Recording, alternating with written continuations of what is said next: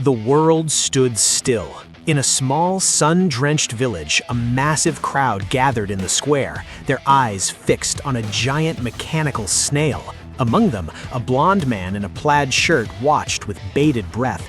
The air was thick with a mixture of hope and dread. Something was coming, a message that would change the world forever.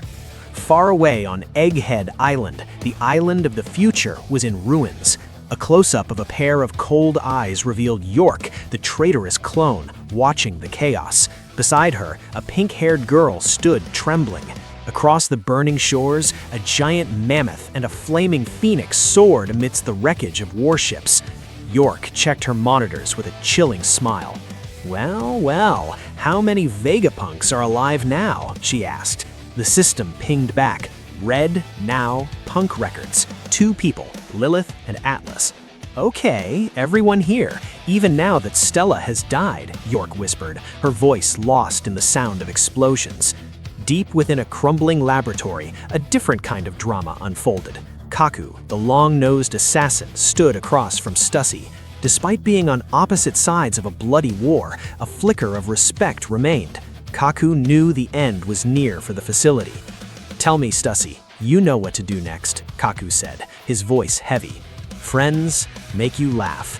I had a lot of respect for my ruthless colleague, but which one comes here? I can't stop it."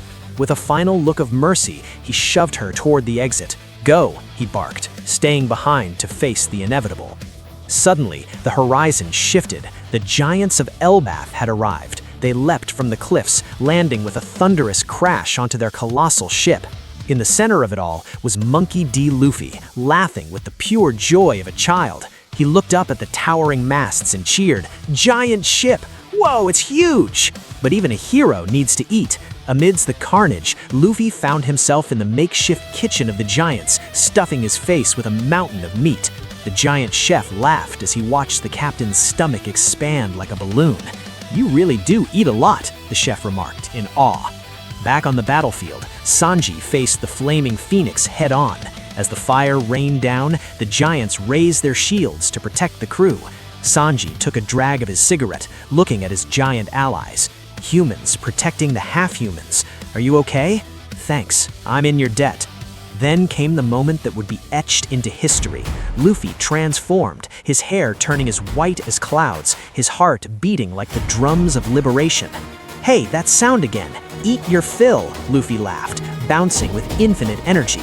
Watching him, Bonney felt a spark of destiny. She reached into the Distortion Future and manifested her own power. Her hair turned white and a crown of steam surrounded her. For the first time, there were 2 Nikas. Luffy's eyes widened with delight. "Whoa, Bonney!" The final counterattack began. Sanji sprinted across the deck, his leg erupting in blue flames. "My captain's orders, Bonney!" he roared. "Diable jambe!" Beside him, Franky launched a mechanical fist, shouting, "Strong impact!" Luffy turned to Bonney, his grin stretching from ear to ear. "Hit me as hard as you can," he challenged. Bonney didn't hesitate. She wound up a fist the size of a building. "Okay, extra large hell you memory. Mikado, punch!" The blow landed on Luffy's rubber body, using him as a catapult to send a devastating shockwave into the Gorosei Mars.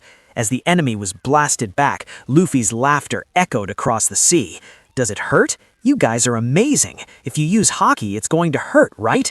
The Marines watched in horror, while the giants cheered until their throats were sore. "Go, Nika!" they screamed. On the giant's ship, Sanji and Franky took a moment to breathe, looking back at the burning island. "Hey, where are Usopp and the others?" Franky asked. In the shadows, the clone Atlas looked toward the sky. "Tell me this. Lilith is watching over us," she said softly, knowing the sacrifice they had made. Suddenly, the giant snail screens across the world flickered back to life. Dr. Vegapunk's face appeared once more. In the laboratory, York screamed in frustration. "Was it just interrupted? The broadcast snail's memory and signal are separate circuits. You have to destroy it directly, Gorosei." But the message could not be stopped. Vegapunk's voice, a final prayer for humanity, resonated from the deserts of Alabaster to the furthest reaches of the sea. "To those who have been tossed by reasons, I pray this voice reaches you." The peace was short-lived. A new terror emerged from the flames. Top Man Warcurry, transformed into a gargantuan, indestructible boar. Even the giants trembled at its power. Luffy's laughter died down for a moment as he sensed the sheer hockey of the beast. He signaled his crew to retreat. This was a monster beyond anything they had faced. But then the sea itself began to boil. A massive hand made of rusted iron and ancient gears broke the surface of the water. The iron giant, Emeth, had finally awakened. A low metallic hum vibrated through its hull as it locked eyes with the Gorosei.